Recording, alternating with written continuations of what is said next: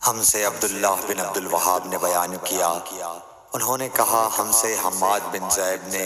ایوب سختیانی سے، انہوں نے حفصہ سے، وہ ام عطیہ سے، آپ نے فرمایا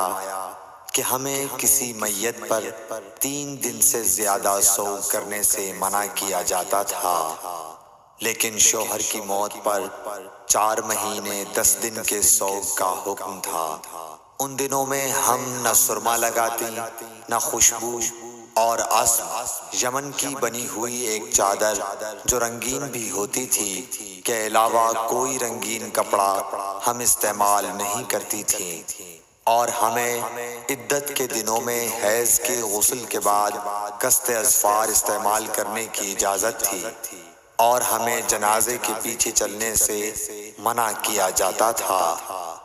اس حدیث کو ہشام بن حسان نے